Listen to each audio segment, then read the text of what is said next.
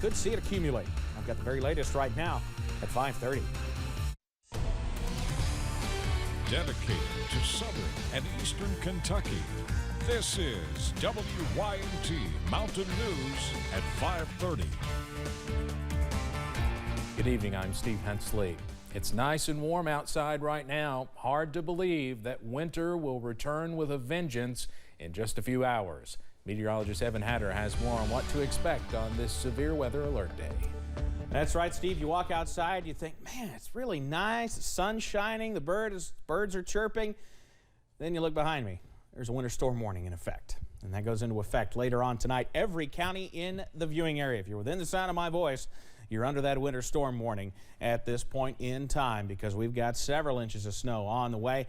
Mountain Parkway at Slade, we're starting to see those clouds increase after a rather sunny day. That actually brought temperatures up into the 60s this afternoon. Look at the Cumberland Valley. They're in the mid-60s. Jacksboro was at 68 not long ago. They're already dropping into the middle 60s. Look up to the north and west right now. Lexington's at 51. It's 37 in Louisville. That's heading in our direction as we head through tonight. Gusty northwest winds, upwards of 10 to 15 miles per hour, with bringing that cold air in. Ahead of it, we've still got winds out of the southwest, bringing up the warmer air. What we're already starting to see, an increase in perhaps a few showers trying to move in as that front pushes through. You'll notice places like Somerset and Mount Vernon getting in on a little bit of potential rainfall. And we back on out, and you see we're starting to see snow close in on the Louisville metro area, so it's not far away now. If you don't have it already, go ahead and download that WYMT weather app. You can use that code in the upper right-hand corner of your screen. Just scan it with your phone's camera. You'll be taken to a link where you can download it for the Android operating system or for iOS. We'll continue to see rain at first, change to snow as temperatures plummet later on tonight. I'll have the full details on timing and impacts coming up in just a few minutes. Steve? Evan, thank you. So several inches of snow and frigid temperatures are on the way for the start of the weekend, the one where we also spring forward. WYMT's Jordan Mullins has more from Pike County, where emergency management officials and first responders are suggesting folks stay aware, stay prepared, and stay safe.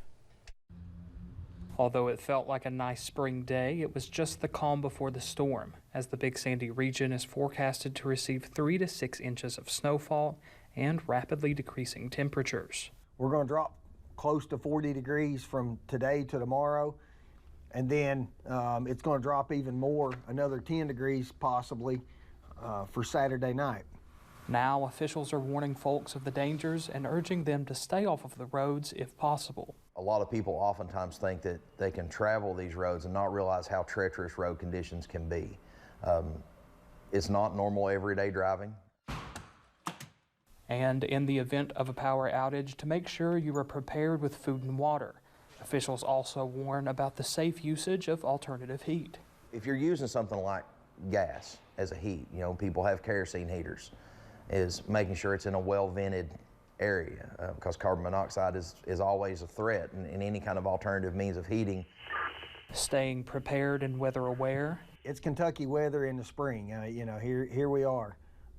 But, you know, as long as we take heed to what the Weather Service is putting out for us, we should be fine. In the ever-changing eastern Kentucky climate. In Pikeville, Jordan Mullins, WYMT Mountain News. Lieutenant Hayton also said 72 hours worth of food and water is the bare minimum you should have in your home in case of an emergency.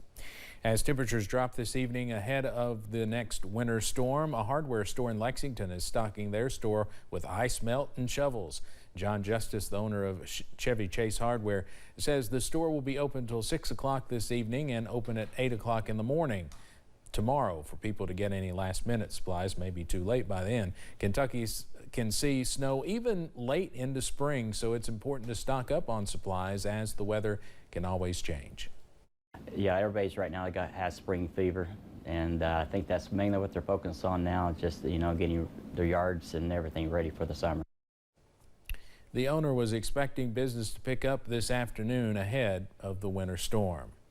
Eastern Kentucky is one step closer to adding a new addiction treatment center in Ashland. Addiction Recovery Care, or ARC, announced that its purchase agreement with Bon Secours Mercy Health for a portion of the former Our Lady of Belafonte Hospital campus has been fully executed today. In December of 2021, ARC shared its plans to develop the former hospital campus, which closed in 2020 after nearly 70 years of service.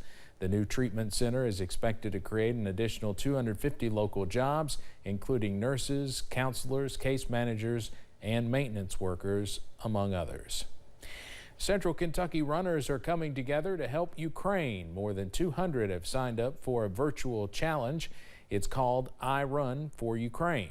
Runners run 44 kilometers, or more than 27 miles, for the 44 million people in the war-torn country. Bob Bainey is the owner of Race Rise. He says this is for everyone, whether you are a walker, runner, stroller, or a swimmer.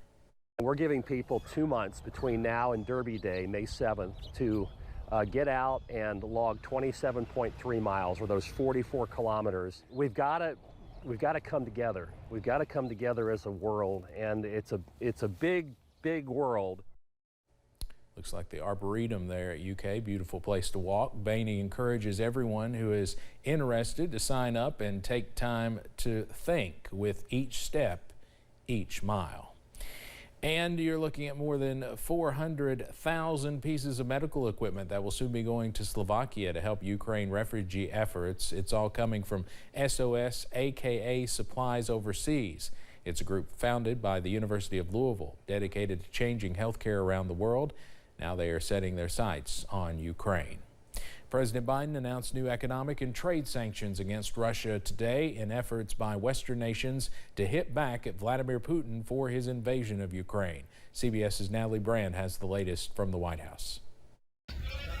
As Russia widens the war on Ukraine, President Biden and international allies are ramping up efforts to squeeze Russia's economy. The president said the U.S., the G7, and European Union are jointly taking steps to revoke Russia's most favored nation trade status, a move that would bring higher tariffs to a range of Russian goods. Doing it in unison with other nations that make up half of the global economy will be another crushing blow. The president also said the U.S. will prohibit the import of Russian diamonds, vodka, and seafood, including caviar. He is the aggressor, and Putin must pay the price. Taking aim at billionaire oligarchs, the White House is also banning the export of American luxury goods to Russia, as well as imposing additional sanctions on Russian elites. The new actions come as concern grows over the possibility of Russia using chemical weapons in Ukraine. I'm not going to speak about the intelligence, but Russia would pay a severe price if they use chemical.